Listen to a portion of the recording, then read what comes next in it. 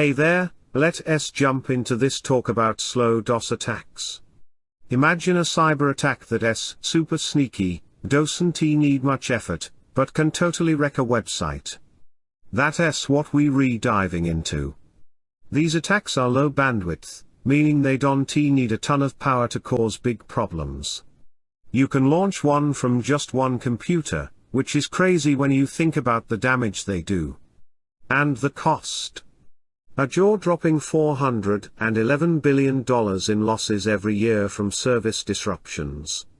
This is all coming from the folks at Cyber Elite Academy, who are here to break it all down for us.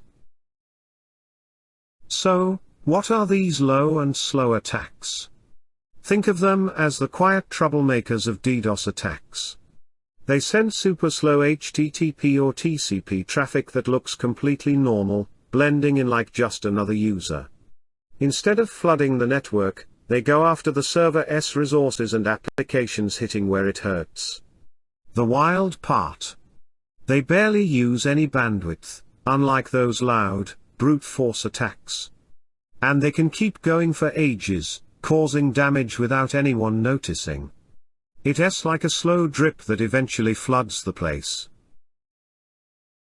Now, let us talk about how these attacks actually work. These attacks target web servers that use a thread-based setup, where each request gets its own thread. The attackers create super slow connections, hogging those threads and keeping them busy. It's like someone tying up a phone line but not saying a word, just sitting there, clogging things up. By dragging out these connections, they make it impossible for the server to handle real users, grinding everything to a halt. Alright, let us look at some common Slowdos techniques. There's Slowdos, which opens a bunch of TCP connections and just holds onto them, draining the server's resources. Then you've got r.u.d.y. short for Are You Dead Yet? Which is honestly kind of cheeky.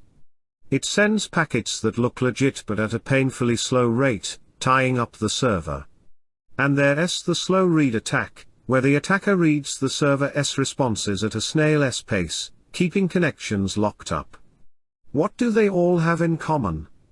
They mess with the server's timeout settings and connection limits, using its own rules against it.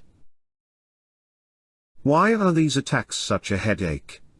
They stealthy, blending in with normal traffic, so they tough to spot. And get this, you only need one computer to pull them off, so anyone with a grudge can get in on it. They also dodge traditional security systems that look for big traffic spikes, since they all about staying under the radar.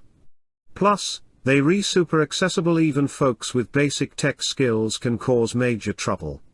It's like handing out slingshots to anyone who wants to take a shot. What do these attacks look like in the real world?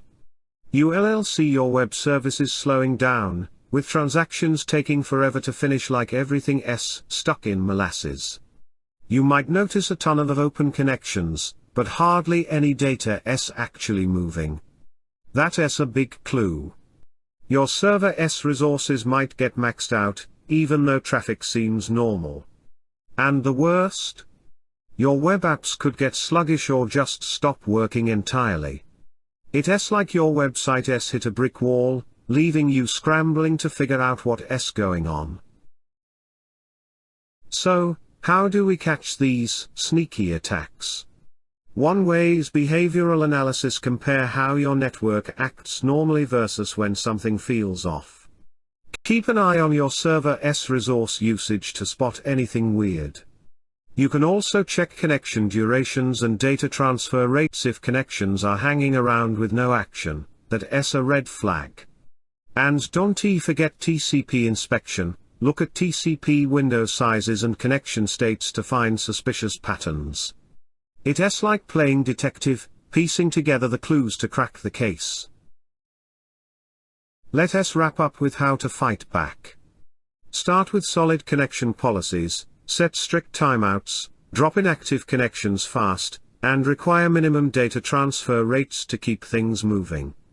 Rate limiting is another great tool. Cap requests per client, set connection thresholds, and track IP reputation scores to block shady players. For extra muscle, go for advanced protections like specialized web application firewalls, behavioral analysis, and real-time monitoring. It's like putting a top-tier security system on your website to keep the bad guys out.